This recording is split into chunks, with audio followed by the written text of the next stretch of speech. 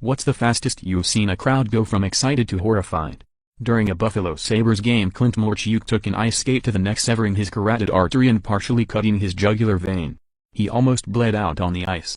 The sight was so horrifying 2 fans had heart attacks and 11 others fainted. Numerous fans vomited at the sight of all the blood. Morchuk thought he was going to die on the ice, so his only thought was getting off the ice so his mom didn't have to watch him die on TV. He asked for a priest and had the equipment manager call his mom to tell her he loved her. The only reason he didn't die is the Sabres athletic trainer was a combat medic in Vietnam. My parents were at the game and said that most of the fans assumed the worst and that seeing the ice turn red was one of the more horrifying things they'd seen in person. I, along with an entire beachfront of about 80+ people, watched a boat back up and chop a lady up into pieces. It was bad. There was a guy performing risky stunt dives in a river for money. He pulled off great stuff and people were clapping and clearly hyped. One of the tricks went really bad and he crashed headfirst into a rock from a decent height and killed himself.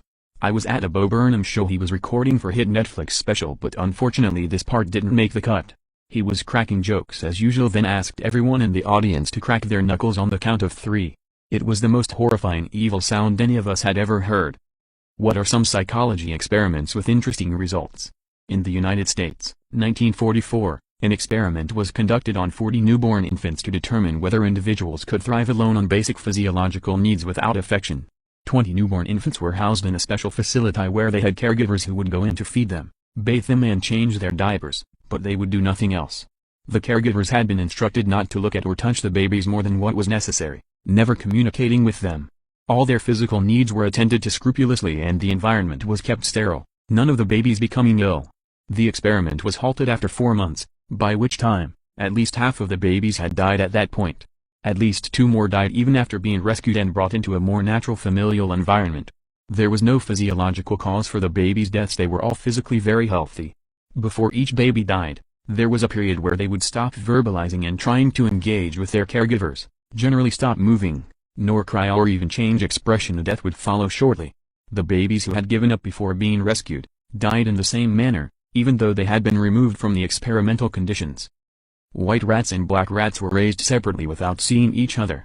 When a black rat was placed in the white rat's cage, the other rats ostracized him. When white and black rats are raised together and a new black rat is placed in a cage, the white rats accept him. So basically rats are racist, unless raised to accept differences. If you stare into a dimly lit, for example, candle-lit mirror for 10+ minutes, you start to see hallucinations. What individuals see tends to vary, but they've used this as a test to simulate schizophrenia before because some see monsters, deformities, general weird shit. I did a variation of it for a mate at uni and completely wimped out of it. After my face started not looking like my face anymore, I had a complete dissociation. I stopped looking and just waited out the time. People who almost died but lived because of a gut decision. What's your story? I was almost murdered by my stepdad. My biological dad divorced my mom when I was young, about 11. He moved away and got married to someone else really soon after.